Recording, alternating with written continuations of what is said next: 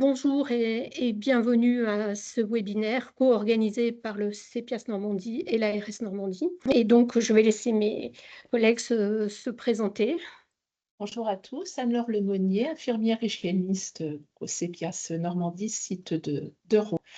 Et je suis également membre du groupe de travail inter-CEPIAS, Transition écologique en santé. Les déchets sont donc une thématique que nous avons largement abordée. Bonjour, Bérangère Ledouna. Donc, je travaille à l'Agence régionale de santé de Normandie, au pôle santé-environnement. Donc, je suis sur la coordination régionale sur les thématiques ERP, environnement intérieur, donc dont les DASRI. Et je co-anime plusieurs groupes de travail de la feuille de route transition écologique du système de santé en Normandie. Donc, les groupes déchets et eau. Bien, et France Borget, médecin hygiéniste au CEPIAS et membre du groupe de travail interrégional sur la thématique des déchets. Donc, l'objectif, d'abord, c'est de vous partager le diaporama qui fera suite après avec des questions, réponses et puis bien sûr une grosse séance Wootlap où on va vous solliciter. Donc, quelques consignes pour ce webinaire, pour un bon déroulé. On vous remercie de bien vouloir fermer vos micros d'une part, également de prévoir de prendre votre téléphone pour la deuxième partie du webinaire qui sera sous forme de questions-réponses via un Wootlap. Et puis pour les questions que vous auriez, merci de les mettre plutôt dans le chat et puis bien sûr nous les colligerons pour les faire remonter au national. Donc, l'objectif de cette présentation aujourd'hui, c'est de vous faire une présentation, une substantifique moelle du guide de travail déchets qui a fait l'objet d'un travail. Donc, cette présentation s'inscrit dans le cadre d'un travail interrégional avec la participation de 17 régions, de 3 ARS et puis la participation également de l'ANAP. Et nous sommes toutes les 3 dans ce groupe de travail. La première étape de ce travail, c'était de créer un support pédagogique commun que nous avons largement utilisé pour la présentation d'aujourd'hui et ce support étant utilisé pour faire les communications en région, comme aujourd'hui dans le cadre de ce webinaire. Et puis, au-delà de cet exercice, il y aura aussi courant premier semestre 2026 un jeu ludique qui devrait être mis à disposition. Voilà. Et on va commencer donc par la première partie. Et Donc là, je vais vous présenter en fait les évolutions réglementaires qui ont pu avoir lieu sur le sujet des déchets depuis le précédent guide d'ASRI. Donc, avant de vous parler de la loi de transition énergétique pour la croissance verte, la principale évolution qui a eu lieu, c'était en 2010, c'est de faire évoluer déjà la définition du déchet. Alors qu'avant, on parlait du déchet comme un objet destiné à l'abandon. Depuis 2010, ça a évolué pour dire que c'est toute substance ou tout objet dont le détenteur se défait ou dont il a l'intention ou l'obligation de se défaire. L'idée, en fait, derrière, c'est de donner à ce déchet un avenir possible. C'est vrai que ce n'était pas vraiment le cas en parlant d'abandon jusqu'alors. Et toutes les lois qui ont suivi au titre du Code de l'environnement ont cette vocation-là, en fait, c'est d'ouvrir à un avenir possible pour ces déchets. Donc, la loi de transition énergétique pour la croissance verte, elle a notamment ouvert à la réduction des déchets mis en décharge. Donc, on ouvre à d'autres choses qu'à l'abandon. Et donc, l'idée, c'était surtout d'envisager davantage de tri des déchets, tri à la source, et puis des filières de recyclage et de valorisation. Donc, la majorité des réglementations qui portent sur les déchets, c'est bien sûr le Code de l'environnement, et on a quelques autres codes qui sont concernés, dont le Code de la santé publique pour les DASRI. Donc, la loi qui a suivi, c'est en 2020. Donc, cette loi, c'est... La loi suivante, c'était la loi anti-gaspillage et pour l'économie circulaire, dont on appelle plus communément la loi AGEC. Donc pareil, elle allait dans la même optique, c'est-à-dire de donner un avenir à ces déchets et de réduire aussi la production de déchets. Donc il y a eu réduire à néant l'utilisation des plastiques à usage unique, augmenter le nombre de filières prises en charge, imposer des achats plus vertueux, diminuer le gaspillage alimentaire et mieux informer le consommateur. Donc ça va dans le même sens d'une réduction des déchets et davantage de tri. Donc là, un article que vous devez bien connaître, c'est la responsabilité du producteur. C'est que tout professionnel de santé, il doit produire des déchets, qui produit des déchets, il est tenu de les caractériser, en particulier s'il s'agit de déchets dangereux. Donc là, on reviendra dessus, c'est notamment l'enjeu du guide d'Astri qui a évolué. Pour le reste des déchets, on va passer à la diapo suivante. Là, l'idée, c'est que tout déchet non dangereux, il est soumis à une hiérarchie du mode de traitement pour vraiment aller en dernier recours vers une sorte d'abandon avec un enfouissement. Donc là, l'idée dans les étapes successives, c'est déjà de faire en sorte de ne pas produire de déchets, là, évidemment. Mais une fois qu'on a des déchets, on va vers du réemploi, du recyclage ou de la valorisation énergétique notamment. Et puis si on ne peut pas valoriser, là, du coup, ça rejoint l'enfouissement ou l'incinération sans valorisation. Donc, pour terminer sur cette partie, on a fait très court, parce que, hormis de faire évoluer la définition du déchet et puis d'aller vers davantage de politique en matière de tri et de transition énergétique et écologique. Sur les DASRI, il n'y a rien qui a évolué. Néanmoins, le guide de 2009, il était caduc, en fait. Il interprétait trop largement le Code de la santé publique, notamment par rapport aux risques psycho-émotionnels. Et puis, il n'avait pas suivi les lois environnementales dont je viens de vous parler. Donc là, l'idée, c'est de vous présenter le nouveau guide 2025 qui suit davantage le Code de la santé publique et puis qui respecte davantage ces lois environnementales. Quelques mots sur la rédaction de ce guide. En fait, ce guide s'inscrit dans une évolution, puisque au-delà des enjeux environnementaux, on était aussi dans une situation post-Covid-19. Il y avait également une évolution par rapport aux activités de soins, par rapport à des nouveaux déchets qui sont apparus. Et avec cette réorganisation de l'offre de soins, il était indispensable que le nouveau guide déchets soit revu.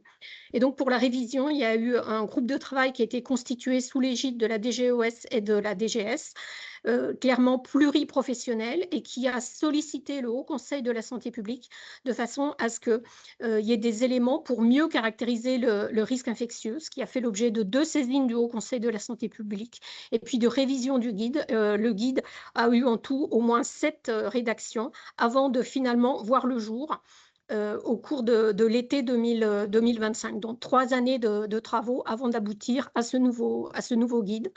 Donc ce nouveau guide a été publié également via une instruction ministérielle, ce qui assoit le texte qui est présenté. Et puis, il y a également eu un webinaire auquel certains d'entre vous ont peut-être participé, qui a fait l'objet d'une présentation nationale avec la NAP et avec le réseau des CEPIAS le 2 octobre 2025. Alors, en conclusion, les principales évolutions apportées par rapport à la version de 2009, eh bien, c'était tout d'abord un élargissement de la cible, c'est-à-dire que précédemment, le guide ne s'adressait qu'aux professionnels de santé. Là, clairement, il y a une production de déchets d'activité de soins en dehors des établissements de santé et par d'autres personnes que des professionnels, comme les tatoueurs, les thanatopracteurs, etc. Autre point, la clarification de la caractérisation des DASRI, et ça fera la part belle de cette présentation. Et puis, l'insertion d'outils concrets. Et puis, comme le disait à l'instant Bérangère, la suppression de la notion de guide psycho-émotionnel qui, clairement, n'a pas sa raison d'être. Et donc, les essentiels du guide. Donc, le rappel sur la révision de la notion, de la définition du déchet, qui a été revu. Et donc, avec la première distinction, c'est le producteur de déchets. Donc, le producteur de déchets, soit c'est une origine, les ménages, et donc on a des déchets ménagers, soit c'est une origine professionnelle, et on a dans ce cadre-là des DAE, des déchets d'activité économique. Et donc, les déchets d'activité de soins sont des DAE, déchets d'activité économique, qu'il convient de trier pour regarder ceux qui sont à risque, et notamment à risque infectieux, mais pas que, puisqu'il peut y aussi y avoir des risques chimiques ou toxiques et des risques radioactifs, et puis les autres qui ne sont pas à risque, donc les DAE autres que DASRI, DRCT ou DRR, pour respectivement déchets d'activité de soins à risque infectieux, déchets à risque chimique et toxique ou déchets à risque radioactif. Eh bien, s'ils sont dans ces catégories, soit il y a des déchets dangereux, comme par exemple les piles ou les équipements électriques qui iront dans une filière propre, soit les déchets non dangereux qui seront à prendre dans une autre filière. Et donc maintenant, la caractérisation des DASRI, les définitions ont été complétées par les avis du Haut Conseil de la santé publique, qui dit que désormais, un DASRI correspond à un déchet provenant ou ayant eu un contact direct, et le mot contact direct est important, avec un foyer infectieux avéré ou suspecté, ou bien un déchet qui est vraiment fortement imprégné de sang, de liquide biologique, de sécrétions et autres, avec risque d'écoulement. Donc fortement imprégné, il faut vraiment que ça, entre guillemets, dégouline. C'est le risque d'écoulement. Et puis, bien sûr, sont également considérés comme déchets d'activité de soins à risque infectieux, les types de DAS qui font l'objet de l'article du Code de la santé publique, tels que tous les matériels et matériaux piquants, coupants, qui ont été ou non en contact avec un produit biologique, les produits sanguins à usage thérapeutique incomplètement utilisés ou arrivés à péremption, et puis les déchets anatomiques humains qui sont des fragments non aisément identifiables par un nom spécialiste. Et le point essentiel, c'est l'évaluation par le producteur. La caractérisation du risque infectieux suspecté ou avéré s'effectue par le producteur au moment de la production des déchets. Et c'est le point essentiel, puisque un DASRI ne doit en aucun cas se retrouver dans une autre filière. Ceci est rappelé dans le guide. D'où l'arbre décisionnel suivant, qui est proposé pour aider à la réalisation du tri. Vous avez un déchet. Est-il perforant, piquant, coupant, tranchant? Est-il un déchet anatomique non reconnaissable? Est-il un produit sanguin périmé ou incomplètement utilisé? Si oui, c'est réglementaire, ça va dans les DASRI. Sinon, est-ce que le déchet provient ou était en contact avec un site infectieux possible ou confirmé? Si oui, il va dans les DASRI. Sinon, est-ce que le déchet contient un liquide biologique et ce liquide biologique, est-ce qu'il est en quantité présentant un risque d'écoulement?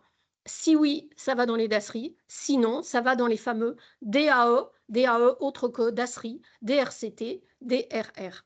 Et c'est l'arbre décisionnel qui est proposé dans le cadre de ce guide, arbre décisionnel que vous pouvez retrouver dans la plaquette d'information qui a été produite en accompagnement du guide national.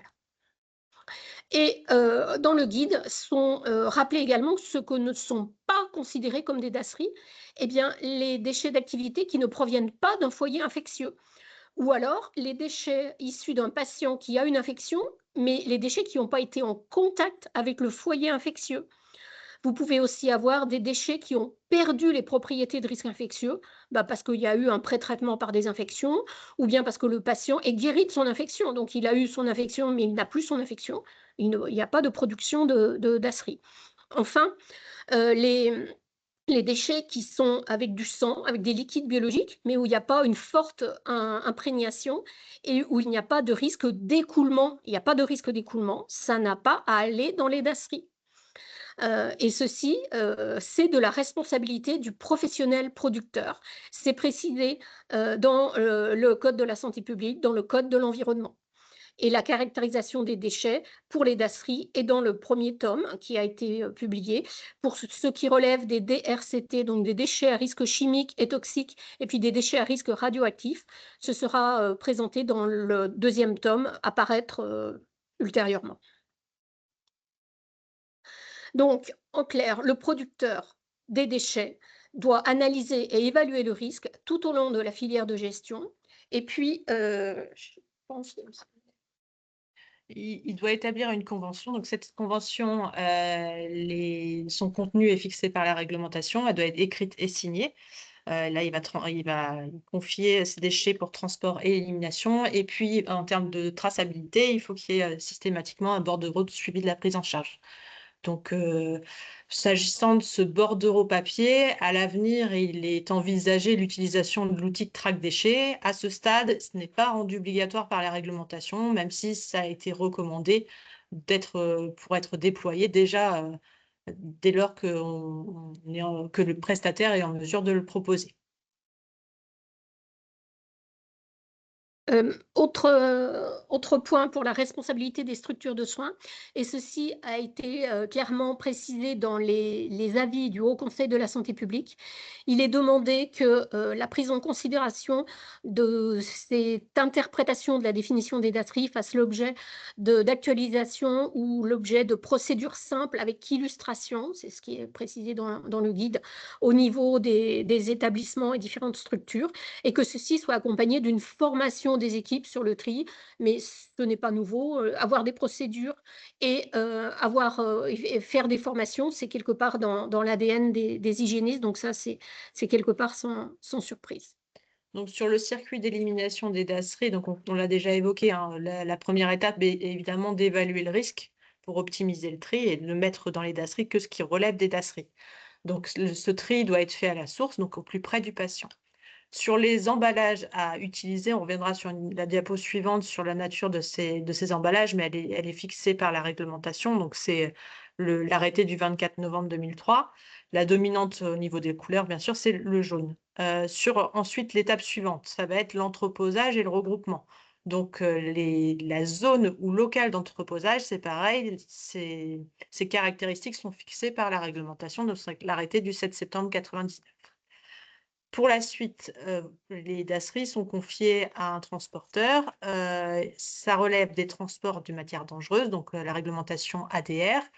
Il y a une obligation de désigner un conseiller de sécurité et puis, comme je l'ai évoqué tout à l'heure, il y a l'obligation aussi d'avoir une traçabilité avec des formulaires CERFA qui, pour l'instant, sont encore sous format papier et qui pourront par la suite être dématérialisés via Track Déchets.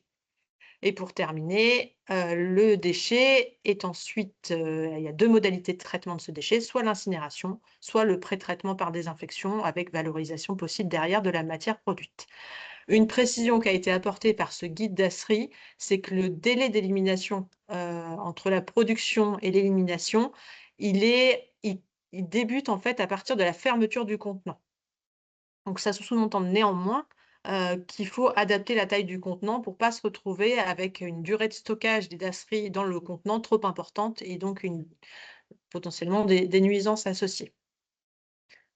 Donc là, juste pour vous reprendre les éléments qui sont repris dans le guide et qui rappellent en fonction du type de DASRI produit, s'il est solide, s'il est liquide, le type de contenant à privilégier. Pour le dernier, pour les fûts, ce qui est important de rappeler, c'est que il doit être homologué pour le transport de matières dangereuses et disposer d'un joint d'étanchéité au niveau du couvercle. Ça, c'est pour les déchets liquides. Ensuite, sur les pièces anatomiques, donc lorsqu'elles sont d'origine humaine et qu'il s'agit d'organes ou membres aisément identifiables, là, l'avenir de ces déchets, c'est l'incinération au crématorium. Donc là, il faut aussi avoir un bordereau de suivi et un registre nominatif. S'agissant des pièces anatomiques d'origine animale, donc ce ne sont pas considérés comme des déchets dangereux ou DASRI, donc il y a une incinération et c'est via l'équarrissage. Donc il faut faire appel à un service public d'équarrissage. Et dernière étape, l'élimination ultime des DASRI. Donc, comme je l'ai évoqué, il y a 2 modalités possibles, soit l'incinération, donc avec une température qui doit atteindre 850 degrés dans la chambre, en installation classée pour la protection de l'environnement. Donc là, l'idée, c'est d'avoir une valorisation énergétique. Lorsque l'autre modalité de traitement, c'est le pré-traitement par désinfection, qu'on appelle communément la banalisation. Et là, on peut avoir potentiellement la matière qui est produite à l'issue de cette désinfection, elle peut être valorisée par recyclage ou énergétique. Donc, pour information pour les établissements qui s'interrogent sur le déploiement de banaliseurs, l'ANAP a produit un outil qui permet d'évaluer en fait l'opportunité ou non d'envisager un banaliseur. Sachant que dans notre région, on a 2 incinérateurs qui fonctionnent et qui ne sont pas à plein régime. Donc pour terminer, par rapport à cette banalisation, une des limites de cette banalisation aussi, c'est de dire qu'il y a certains DASRI qui ne peuvent pas relever de la banalisation. Donc là, vous avez la liste qui est rappelée ici, et que même si vous avez un banaliseur, vous avez en tous les cas une obligation d'avoir une installation de secours si le banaliseur est en maintenance ou s'il devait tomber en panne. C'est quand même des points de vigilance par rapport à ces 2 filières d'élimination. Et pour la mise en œuvre, c'est là où on va vous demander de prendre téléphone, puisque c'est la séquence avec le WhoopLab qui va commencer. Donc je vais Donc, pour mettre en pratique ce que nous venons de voir, je vous propose maintenant ce WhoopLab interactif, hein. Vous allez découvrir des situations de soins concrètes et vous positionner sur la filière de tri la plus adaptée. Donc, c'est le moment de tester vos réflexes et de comparer vos pratiques.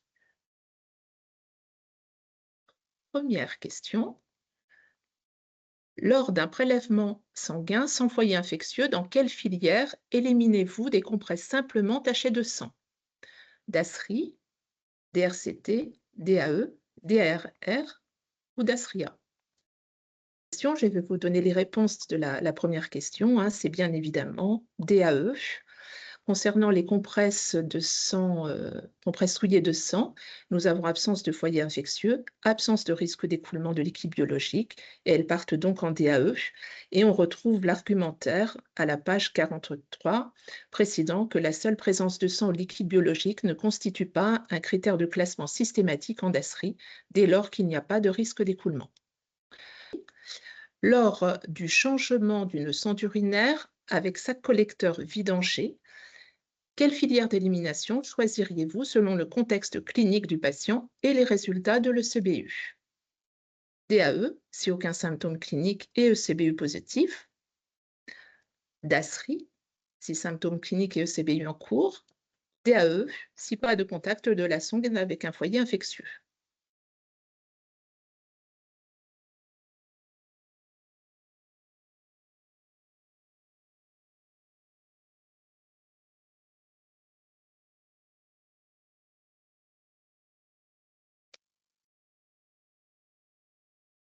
Alors, ça bouge un petit peu, hein, pour la première question. Nous sommes bien dans le cadre d'une colonisation. Ah, nous arrivons. Voilà. Vous ne pouvez plus répondre. Donc, voilà, DAE, si aucun symptôme clinique. DASRI, si symptômes cliniques et ECBU en cours. Et DAE, si pas de contact de la sonde avec un foyer infectieux. Donc, concernant notre sonde urinaire avec sac vidanché, nous avions absence de risque d'écoulement de liquide biologique, absence de foyer infectieux ou colonisation, donc ça part en DAE. Foyer infectieux avéré ou suspecté, cela part en DASRI. Et nous retrouvons un argumentaire à la page 45. Vous intervenez à domicile. Lors du changement d'une protection souillée de sel chez un patient, quelle filière d'élimination choisissez-vous pour la protection selon le contexte infectieux? Donc DASRI, si patient avec diarrhée d'origine infectieuse suspectée. DASRI, si patient avec portage digestif de BMR-BHRE sans signe d'infection. DAE, si patient avec un portage nasal de BMR sans signe d'infection digestive. DAE, après tout, le patient à domicile n'a pas de filière DASRI.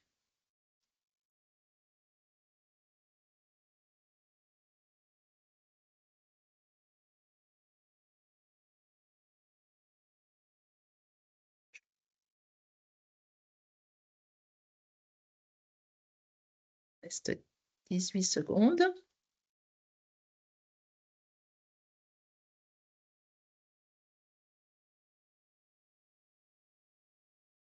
J'attends.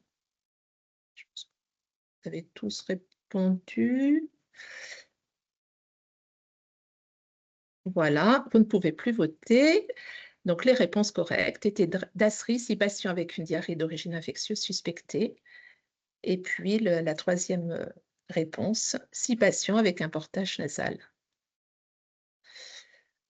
Voilà, donc le guide précise, hein, que la colonisation des excrétas par une BMR sans présence suspectée ou avérée d'un foyer infectieux n'est pas une indication d'orientation des couches vers la filière DASRI.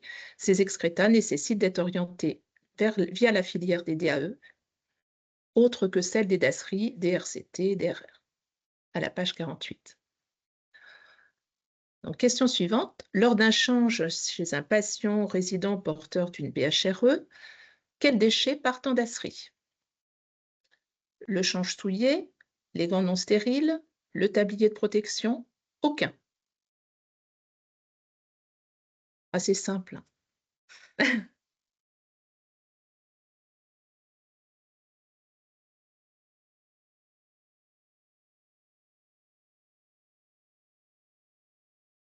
Ah, il y a des petites interrogations.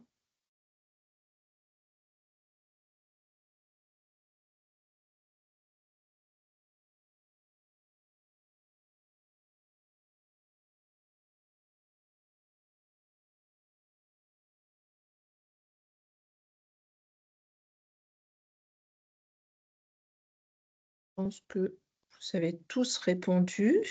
Non, encore. Voilà, vous ne pouvez plus voter.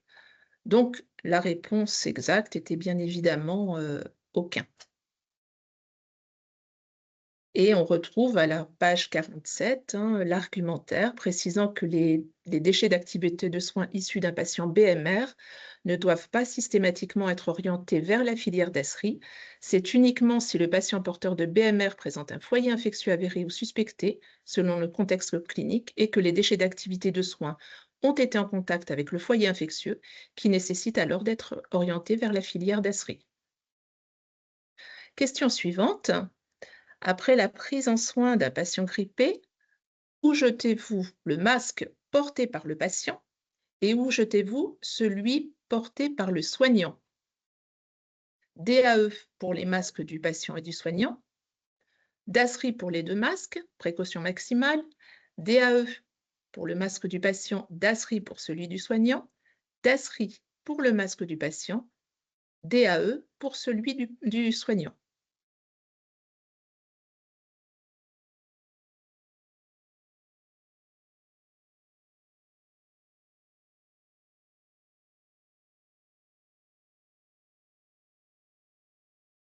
Alors, on voit qu'il y a des interrogations.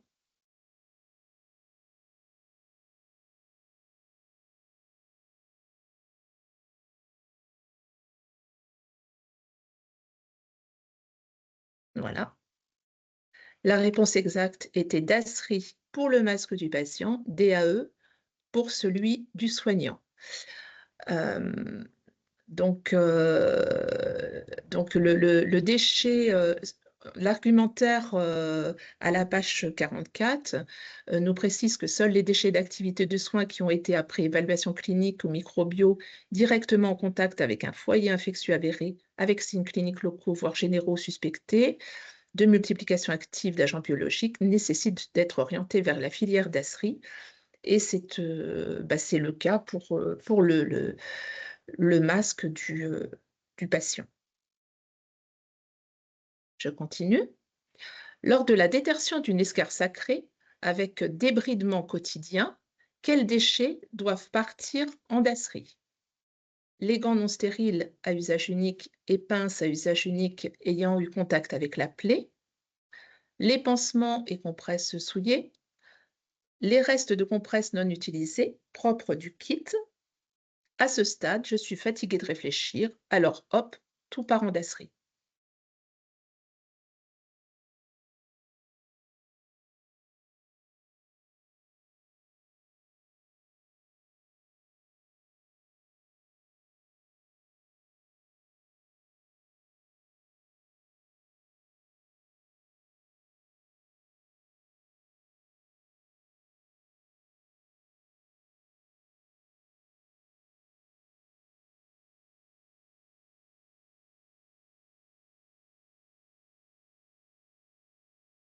Voilà.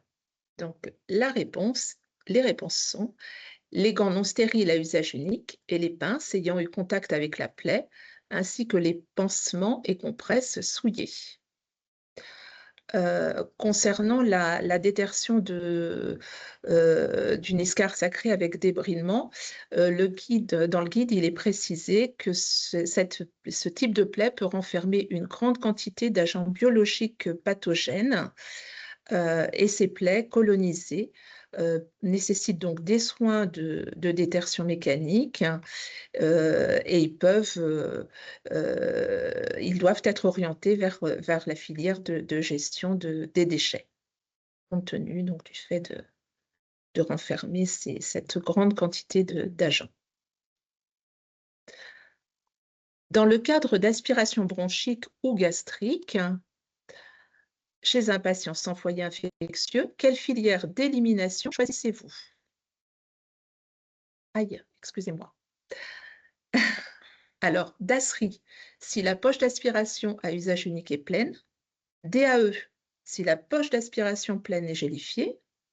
DASRI, les gants et le tablier de protection. DAE, la sonde d'aspiration. Tout DASRI, quand on aspire, il y a forcément un germe qui traîne.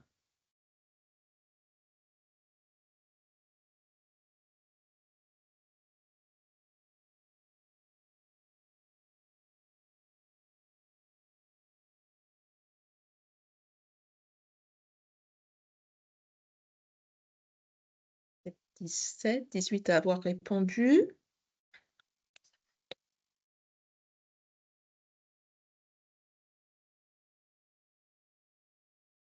Ça monte tranquillement, il y a des petits questionnements.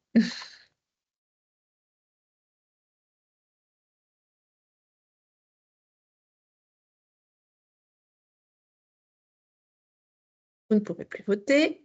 Donc, les réponses étaient DASRI, si la poche d'aspiration à usage unique est pleine. DAE, si la poche d'aspiration pleine est gélifiée. DAE, pour la sonde d'aspiration.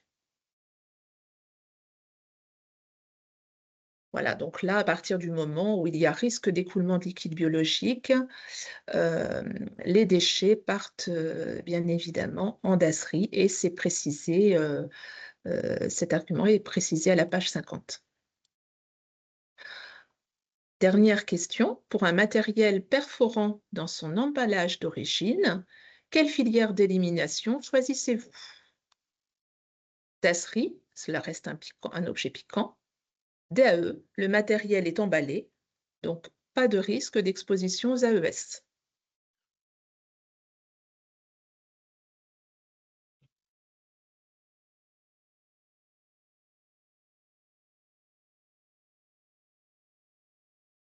Vous ne pouvez plus voter. Et la bonne réponse était DASRI, puisque cela reste un objet piquant, coupant, tranchant. Voilà, et à la page 49, on vous précise qu'il est obligatoire d'orienter systématiquement ces déchets vers la filière DASRI. Si vous avez des questions auxquelles on n'aurait pas de réponse à vous apporter aujourd'hui, on va de toute façon, bien sûr, les colliger et puis nous les ferons remonter, comme le précisait Anne-Laure. Il va y avoir une foire aux questions et donc chacune des régions est sollicitée pour faire remonter les différentes interrogations qu'il y aurait à l'occasion de webinaires comme celui qui a lieu aujourd'hui pour la Normandie. D'une part, et puis d'autre part, comme pour toute session d'information, formation, on vous proposera un bref questionnaire d'évaluation en ligne via un QR code, donc à nouveau avec vos téléphones, qui nous permettront d'avoir un retour de votre part. Donc, alors, sinon, une autre question, un sac jaune pour les masques, point d'interrogation. Je crois que c'était au niveau des questions où il y avait le masque à mettre en DASRI pour le patient et le masque à mettre en DAE pour le soignant. Ouais. Et du coup, voilà, la réflexion, c'est un sac jaune, point d'interrogation pour un masque, quoi. Oui, c'est alors, une interprétation qui a fait l'objet de beaucoup d'interrogations. oui. Ouais. Quelle réponse vous donner? C'est un petit peu. Nous n'avons pas rédigé le guide. C'est un guide ministériel. C'est un guide ministériel. Ouais. Il y a des éléments pour lesquels nous nous posions et nous nous posons toujours des questions. Donc, on va être très honnête et transparent avec vous. Et effectivement, la problématique du masque fait partie de ces interrogations. Donc, dans l'absolu, masque qui serait taché qui aurait été en contact avec le foyer infectieux. Bon, orientation vers DASRI, c'est ce qui s'est retrouvé dans le CROC, dans le QCM. Ouais. Mais ça fait partie effectivement des éléments de discussion dans le cadre duquel, en toute bonne foi, en tant que producteur, on peut, pourquoi pas l'orienter vers DAE. Ça fait partie de la zone grise, puisque, comme vous le savez, dans le domaine de la prévention des risques infectieux, on aimerait bien parfois que ce soit tout blanc ou tout noir, mais il y a toute une zone grise, et on va dire que le masque est dans la zone grise. Alors, je ne sais pas si tu as... C'est le producteur qui est chargé Et c'est le producteur qui caractérise caractérise son déchet. son déchet. Hein. Du coup, la personne note honnêtement trop compliqué sur le terrain. Eh oui, Et il y a ouais. un autre commentaire. D'ailleurs, le patient grippé à la maison ne va pas mettre son masque en DASRI. Oui, non, Oui. mais on est tout à fait d'accord. Hein. Après, il y a une autre question. Les poches gélifiées en endoscopie peuvent aller en sac noir, donc, même si nos déchets sont compactés. Point d'interrogation. Si c'est compacté, il ne faut pas qu'il y ait un risque de splash, je crois, de mémoire. Je ne saurais pas répondre. On va noter, on va noter la question. Merci pour cette interrogation qu'on va faire remonter. Il y a une autre question. Quand la filière de traitement DAE est incinérée dans les mêmes conditions, donc même prestataire, même site de traitement, même température, donc dans les mêmes conditions que les DASRI, est-il envisageable de mettre certains déchets DASRI en filière DAE, par exemple des compresses en contact avec un foyer infectieux? Non, on distingue bien deux filières différentes en fait par rapport à l'usine d'incinération. Même si c'est la même usine qui va traiter les déchets, il y a des précautions supplémentaires qui sont prises pour la filière DASRI. Donc, on ne peut pas mettre des DASRI dans filière DAE, même si ça rejoint l'incinération derrière. C'est bien deux filières distinctes.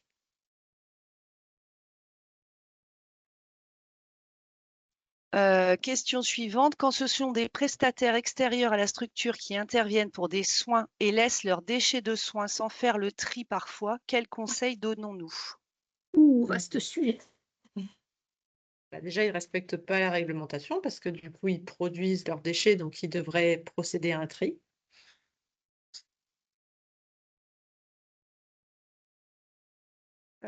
Ensuite, il y a quant au tome 2, point d'interrogation. Donc, je pense que c'est par rapport à la parution, mais je ne sais pas si vous avez des infos là-dessus. Il y avait une date initiale sur courant 2026-2027, mais je crois que ça va être repoussé. Ouais, fin d'année, mais ça va être repoussé. C'était l'un On des... préfère pas s'engager sur des dates, en fait, comme c'est Ouais. au niveau national, c'est soumis à des aléas potentiels, donc on ne donne pas de faux espoirs sur Non. une date. Et si c'est aussi, comme pour le tome 1, un groupe de travail pluriprofessionnel et interrégional et sous l'égide de DGS, DGOS, avec potentiellement des avis d'experts du Haut Conseil ou autres, il est très, très, très difficile de s'engager et de donner un horizon pour la publication, puisque si on reprend l'exemple du tome 1, il a mis 3 ans à être publié et on avait eu des échéances initiales qui, à chaque fois, ont été repoussées de mémoire jusqu'à l'été 2025. Donc, non, pas d'échéance possible à donner pour le tome 2. Une autre question. Un patient en précaution respiratoire, si EPI style tablier pour un soin d'hygiène, le tablier est donc en contact avec le patient et donc DASRI. En interrogation.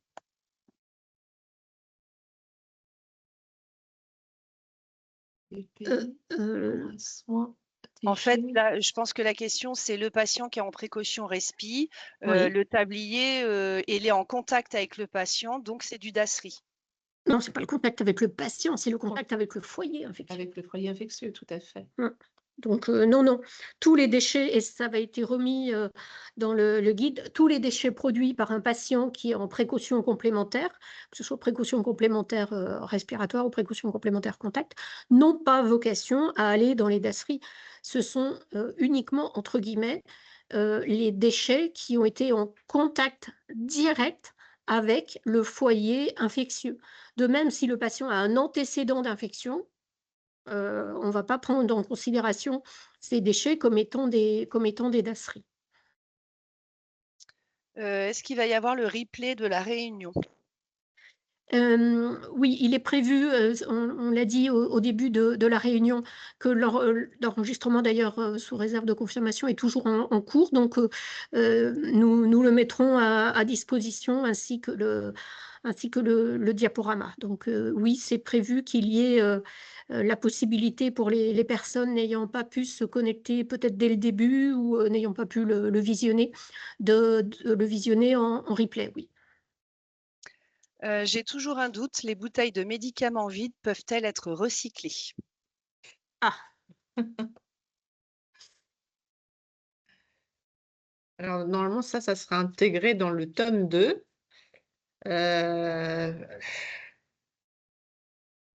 On va noter votre question et on vous répondra sur ce sujet des médicaments. C'est un sujet qui revient très, très régulièrement. Les pinces à biopsie en endoscopie sont-elles considérées en objet coupant, tranchant, piquant? Et donc, il y a quelqu'un qui a mis à la suite: chez nous, on met les pinces en dos en piquant et donc fût dasserie. Est-ce que légitimement le producteur de déchets estime que l'objet est piquant, coupant, tranchant? Donc ça peut être des lames de bistouri, ça peut être tout ce qui est aiguille, ça peut être des pinces qui peuvent entraîner. Pensez AES en fait. Quand un dispositif peut être à l'origine d'un accident exposant au sang, alors de fait, ça veut dire qu'il est à risque de créer une infraction cutanée via un AES, et donc ça doit aller dans les dasseries. Dès lors qu'il y a un risque de coupure, de blessure. Les collecteurs OPCT doivent-ils avoir un double emballage obligatoirement? OPCT dans carton dasserie. Non, non, un emballage normé, puis après c'est dans le Oui, récipient. sous réserve qu'il soit autorisé au transport. C'est là où j'ai un doute en fait sur ces emballages-là. Donc je suis pas sûre qu'ils puissent être, qu'ils ne doivent pas rejoindre un emballage global. Je revérifierai dans les textes.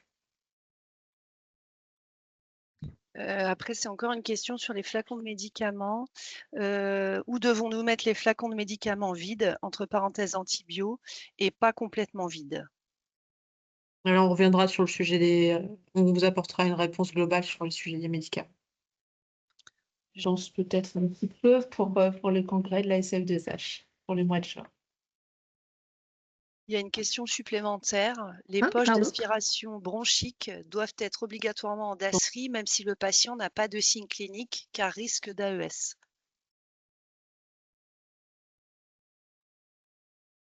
Risque d'AES. Il y a un piquant coupant tranchant? Je ne vois pas. Dans les poches Est-ce que les poches d'aspiration. d'aspi bronchique doivent être obligatoirement en dasserie? Même si le patient n'a pas de signe clinique infectieux, est-ce que c'est parce Non. qu'il y a un risque d'AES? Ah Non, c'est si parce que ça je comprends dégouline, s'il y a un risque non, si d'écoulement. si effectivement, si les poches d'aspiration sont pleines, il y a effectivement risque d'écoulement et elles doivent être mises en dasserie. Mais pas systématiquement. Merci. Ben, en tout cas, merci à vous. À vous tous. Et si vous avez d'autres questions, vous pouvez les adresser au niveau du CEPIAS. Nous allons continuer de colliger vos différentes interrogations, et puis ça sera remonté au niveau inter-CEPIAS. Et puis, pour terminer, on vous propose un très bref questionnaire d'évaluation en ligne. Voilà, merci. Merci pour votre écoute et puis nous vous souhaitons Et bonne fin une belle de fin de journée.